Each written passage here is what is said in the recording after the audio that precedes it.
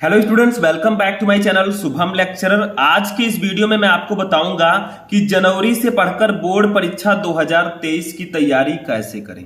जितने भी स्टूडेंट इस बार 2023 बोर्ड एग्जाम देने वाले हैं वो आज के इस वीडियो को शुरू से लेकर लास्ट तक देखेंगे, क्योंकि अब आपके पास ज्यादा टाइम नहीं है। ठीक है, जो आपका बोर्ड एग्जाम है वो बहुत ज्यादा नजदीक आ चुका है।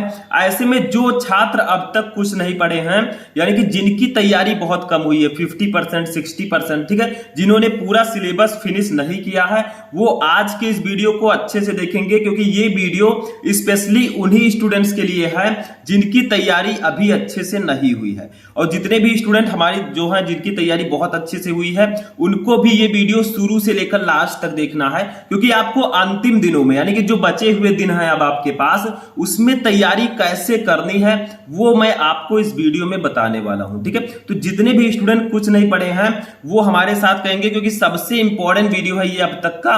और अगर आप इस वीडियो को नहीं देखेंगे लास्ट तक तो आपको बाद में पछताना पड़ेगा, क्योंकि कुछ ऐसे टिप्स एंड ट्रिक्स हैं जिनको अगर आप फॉलो करेंगे तो अभी भी आप जनवरी से पढ़कर भी 70 to 80% मार्क आसानी से अचीव कर सकते हैं। ठीक है, तो आज हमारे साथ कहिए कि जीतेंगे हम, ये वादा करो, कोशिश हमेशा ज्यादा करो, किस्मत भी रूठे पर हिम्मत न टूटे, मजबूत इतना इरादा करो। जब भी आप तैयारी करें तो आपका एक टारगेट होना चाहिए कि हमें 80% या 70% मार्क लेकर आना है। ठीक है, अगर एक टारगेट को लेकर आप चलेंगे तभी आप उस टारगेट पर पहुंच पाएंगे। जब तक आपका कोई टारगेट ही नहीं होगा आप उसको अचीव करने की कोशिश नहीं कर पाएंगे। ठीक है, तो आप एक टारगेट बनाइए कि हाँ, हमें इतना नंबर लाना है, इसके अकॉर्डिंग हमें तैयारी करनी है। अगर आप बहुत ज्यादा कमजोर हैं, आप सोचते हैं मैं केवल पास हो जाऊं, 70% नंबर आपको लाना है, तो आप उसी के अकॉर्डिंग पढ़ाई कीजिए। आप डेली 5 से 6 घंटे पढ़ेंगे, बहुत है। ठीक है, अगर आप उन स्टूडेंट्स में से हैं जो 80% प्लस लाना चाहते हैं तो आपको डेली 7 से 8 घंटे मिनिमम पढ़ाई करना होगा। ठीक है, तो उसी के अकॉर्डिंग टाइम टेबल बनाइए और उसी के अकॉर्डिंग आपको पढ़ाई करना है।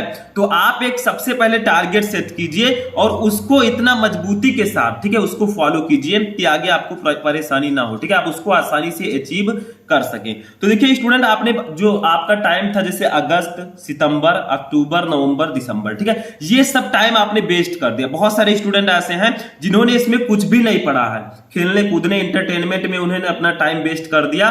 तो अब उनको जनवरी में क्या क्या पढ़ना है, जो छात्र कुछ नहीं पढ़े, ठीक है, उनको क्या क्या पढ़ना होगा, क्योंकि पूरा सिलेबस सिर्फ 1 या 1.5 महीने में कवर नहीं किया जा सकता। अब आपको कुछ अलग करना होगा, कुछ स्मार्ट तरीके से तैयारी करना होगा, तभी आप लोग जनवरी से पढ़कर अच्छा मार्क ला पाएंगे। ठीक है, ये कमजोर छात्रों के लिए है। और जो स्टूडेंट हमारे तैयारी कर रहे थे रेगुलर, जिनके चैप्टर्स फिनिश हो गए हैं, उनके लिए तो कोई प्रॉब्लम ही नहीं है, वो पेपर जाएंगे आराम से उसको सॉल्व करके चले आएंगे। ठीक है, उनको भी तैयारी करने का कुछ टिप्स मैं दूंगा।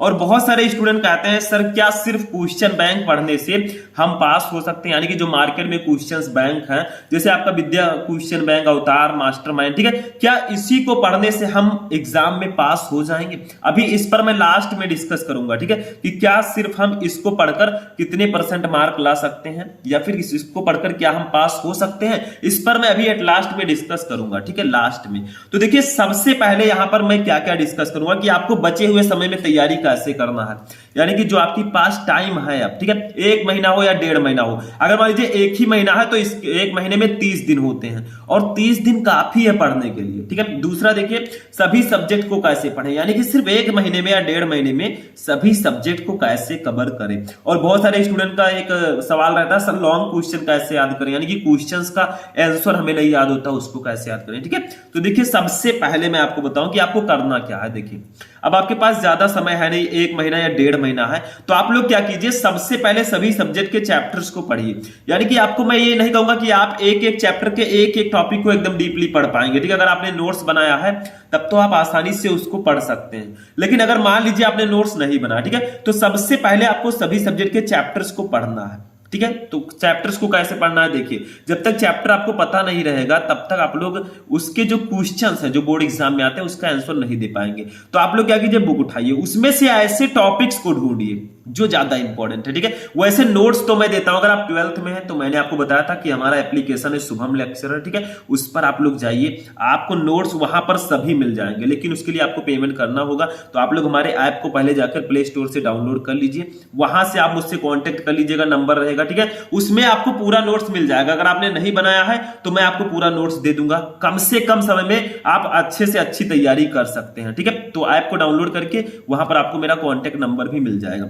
तो सबसे पहले सभी सब्जेक्ट के चैप्टर्स को पढ़ें। अगर आपने नोट्स बनाया है तो चैप्टर आप आसानी से पढ़ सकते हैं, नहीं बनाया है तो आप चैप्टर को ले लीजिए। जैसे फर्स्ट चैप्टर आपका है ठोस अवस्था, मान लीजिए केमिस्ट्री में फर्स्ट चैप्टर है ठोस अवस्था। ठीक है, तो आप इस चैप्टर को उठाइए और इसमें से उन टॉपिक्स को सर्च कीजिए जो मोस्ट इंपॉर्टेंट है आपके बोर्ड एग्जाम के लिए। ठीक है, जैसे ठोस अवस्था में हमारा ठोस का वर्गीकरण, क्रिस्टल दोष, ठीक है, ये सब मोस्ट इंपॉर्टेंट है। एकक कोष्ठिका, क्रिस्टल जालक, ये सब टॉपिक सबसे ज्यादा इंपॉर्टेंट है। संकुलन क्षमता, तो ऐसे ऐसे टॉपिक्स को ढूंढिए और उनको पढ़ने का प्रयास कीजिए। ठीक है, आप अगर मान लीजिए नोट्स नहीं बनाए हैं, आप लोग वीडियो देखिए, वीडियो में समझिए, या फिर बुक लीजिए, बुक में आप उस टॉपिक को समझने का प्रयास कीजिए। क्योंकि अगर आप किसी चीज को करने की कोशिश करेंगे, करना चाहेंगे, ठीक है, उसको पूरी तरीके से, तभी आप लोग कर पाएंगे उसको, नहीं तो बाद में आपको पछताना पड़ेगा। ठीक है, तो सबसे पहले जितने भी आपके चैप्टर्स हैं उसको पढ़ने का प्रयास कीजिए। मान लीजिए पूरे चैप्टर के हर एक टॉपिक आप नहीं पढ़ पाते तो उन टॉपिक को तो कम से कम आपको पढ़ना ही है जो आपके सबसे ज्यादा इंपॉर्टेंट टॉपिक है। ठीक है, ये मैं वीक स्टूडेंट्स के लिए कह रहा हूं। दूसरी कंडीशन देखिए,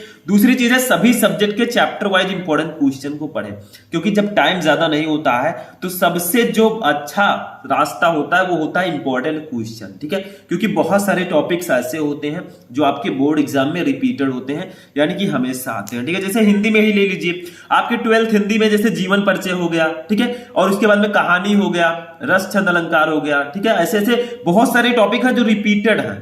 100 नंबर के क्वेश्चन पेपर में लगभग 40 नंबर के क्वेश्चंस जो होते हैं वो रिपीटेड होते हैं, हर साल आते हैं। अब आप रस छंद अलंकार पढ़ लेंगे, 6 नंबर आपका वो कोई काट ही नहीं सकता। ठीक है, आप लोग सुभाषित रत्नानी चैप्टर के 12th में श्लोक पढ़ लीजिए, उसके लिए आपका नंबर क्लियर रहता है 7 नंबर। ऐसे ऐसे 30-40 नंबर के ऐसे क्वेश्चंस हैं जो आपके बोर्ड एग्जाम में हमेशा आते हैं, वो मैंने अपने चैनल पर आपको पहले ही बता दिया है। ठीक है, तो यहां पर क्या कीजिए, सभी सब्जेक्ट के चैप्टर वाइज क्वेश्चंस को पढ़िए, जितने भी आपके पास सब्जेक्ट है। जैसे आपका फिजिक्स हो गया, केमिस्ट्री हो गया, बायो हो गया। ठीक है, अब इसमें आपको क्या करना है, एक चैप्टर को ले लेना है। जैसे हमने फिजिक्स में ले लिया first chapter electric charge and field, यानी कि वैद्युत आवेश तथा क्षेत्र। अब इस चैप्टर को आप लीजिए और इसके जितने भी इंपॉर्टेंट बहुविकल्पीय प्रश्न है, अतिलघु उत्तरीय प्रश्न, लघु उत्तरीय प्रश्न और विस्तृत उत्तरीय प्रश्न है, उनको आप लोग पढ़िए। जैसे मैं चैप्टर वाइज आपको बताता रहता हूं कि इस चैप्टर में ये क्वेश्चन इंपॉर्टेंट है। ठीक है, तो आप क्या कीजिए, एक चैप्टर के जितने भी क्वेश्चन है,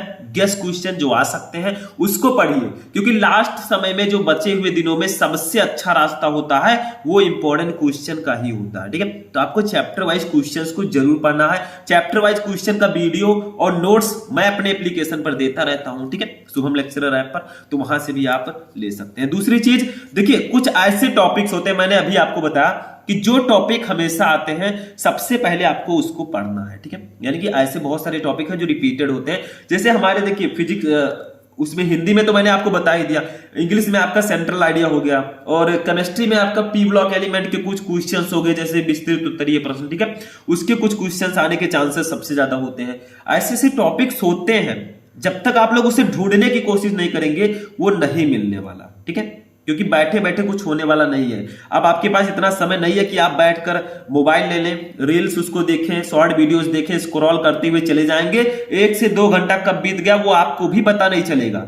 ये सिर्फ टाइम वेस्ट का एक रास्ता है। ठीक है, जो भी ये सोशल मीडिया है, इसका भी यूज आप कम कर दीजिए, क्योंकि 1 से 1.5 महीने में अगर इसको कम यूज करेंगे आप तभी अच्छा मार्क ला पाएंगे। मैं ये नहीं कहूंगा, जब भी आप उसको यूज करें अपने लक्ष्य के लिए ही यूज करें। जो आपका टारगेट है, हमें पढ़ना है, तो पढ़ने की चीजें उसमें सर्च करें। ठीक है, क्योंकि इतना टाइम उसके बाद जब आपका एग्जाम हो जाएगा आप देखेंगे, कुछ भी देखेंगे, कोई प्रॉब्लम नहीं। लेकिन जब तक एग्जाम नहीं होता आपको एग्जाम से रिलेटेड चीजें ही देखनी है। ठीक है, तो जो टॉपिक हमेशा आते हैं सबसे पहले उसको आपको पढ़ना है। जैसे मैंने बताया, हिंदी में बहुत सारे टॉपिक है, इंग्लिश में है, फिजिक्स केमिस्ट्री में है। मैंने आपको फिजिक्स में 90 टॉपिक बता दिया 12th में, केमिस्ट्री में 100 टॉपिक बता दिया, हिंदी में 22 टॉपिक बता दिया, इंग्लिश में 18 टॉपिक बता दिया। अब उन सबको आप पढ़ेंगे ही नहीं, देखेंगे ही नहीं, तो कैसे काम चलेगा।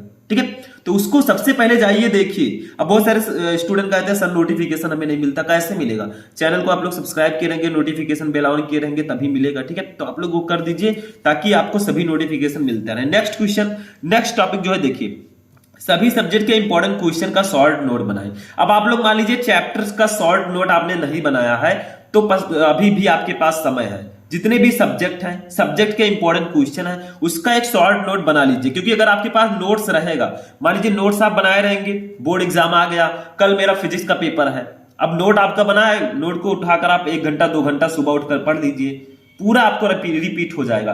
जब तक आप लिखे नहीं रहेंगे, आप बुक में कुछ ढूंढेंगे, कुछ मोबाइल में ढूंढेंगे, कुछ वीडियो में ढूंढेंगे, तब आपको बार बार भटकना पड़ेगा, ठीक है। आप क्या कीजिए, आप लोग नोट्स बना लीजिए इंपॉर्टेंट क्वेश्चन का जितना भी है, अगर उसको बनाए रहेंगे बहुत ही बेनिफिशियल होगा आपके बोर्ड एग्जाम के लिए। बोर्ड एग्जाम से किसी भी पेपर से 1 दिन पहले आप उस सब्जेक्ट का नोट उठाकर पढ़ लेंगे, आपका जो टॉपिक है, जो भी कॉन्सेप्ट है, सब क्लियर हो जाएगा, ठीक है।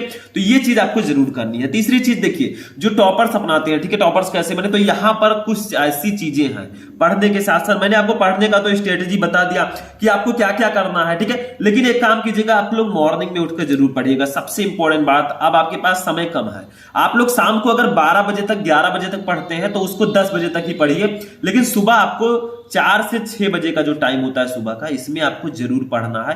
क्योंकि अब तो बोर्ड एग्जाम आ चुका है, अब अगर नहीं उठेंगे तो प्रॉब्लम हो जाएगी। क्योंकि जो सबसे अच्छा समय माना गया है पढ़ने का, वो मॉर्निंग टाइम ही माना गया है, ठीक है। तो शाम को 1 घंटा कम पढ़िए, लेकिन सुबह आपको जरूर पढ़ना है, ठीक है। That's important.